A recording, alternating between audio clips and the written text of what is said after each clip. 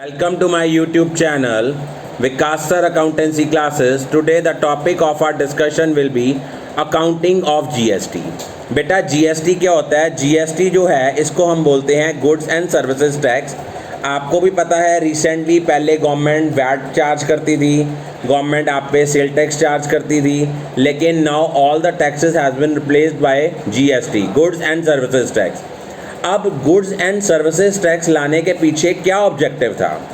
एक तो इनका ऑब्जेक्टिव था developing common national market by having one indirect taxes, mean one nation one tax के कंसेप्ट को इन्होंने जो था वो प्रमोट करने के लिए उन्होंने इसको करा था, जीएसटी लेके आए थे।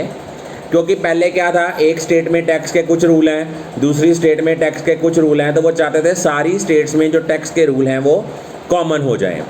उसके बाद सेकंड था removing cascading effect of indirect taxes. सबसे पहले तो आपको पता होना चाहिए इनडायरेक्ट टैक्सेस होते क्या हैं। इनडायरेक्ट टैक्सेस वो टैक्सेस होते हैं, इनडायरेक्ट टैक्सेस आपके वो टैक्सेस होते हैं जिनका इम्पैक्ट और इंसिडेंस दो अलग पर्सन्स पे होता है। आपके दो तरह के टैक्सेस होते हैं, डायरेक्ट टैक्सेस और इनडायरेक्ट टैक्सेस। बच्चे डायरेक्ट टैक्सेस होते हैं जिन पे वो इम्पोज किए गए हैं वही पे करेंगे। जैसे इनकम टैक्स है, मेरे पे लगा है तो मैं ही पे करूँगा।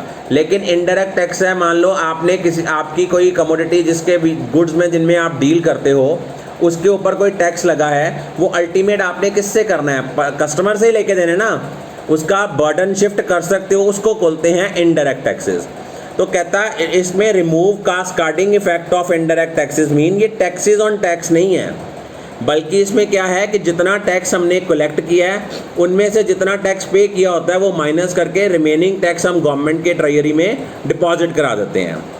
ईज़ ऑफ डूइंग बिजनेस, पहले क्या होता था, जिन स्टेट्स में ज़्यादा टैक्सेस थे लोग उनके साथ ट्रेड नहीं करते थे, लेकिन अब तो वन नेशन वन टैक्स हो गया है। सारी कंट्री में ऑल ओवर द कंट्री एक टैक्स है, तो बिजनेस करना काफ़ी आसान हो गया है। Simplifying compliance of indirect taxes, कि अब इनडायरेक्ट टैक्सेस को कंप्लाई करना, फॉलो करना बहुत इजी हो गया है। उसके बाद नेक्स्ट क्या है, better and effective indirect tax management. अब इनडायरेक्ट टैक्सेस को मैनेज करना ज़्यादा अच्छा हो गया है। अट्रैक्टिंग एफडीआई होता है फॉरेन डायरेक्ट इन्वेस्टमेंट। अब फॉरेन वाले हमारी कंट्री में पैसा इन्वेस्ट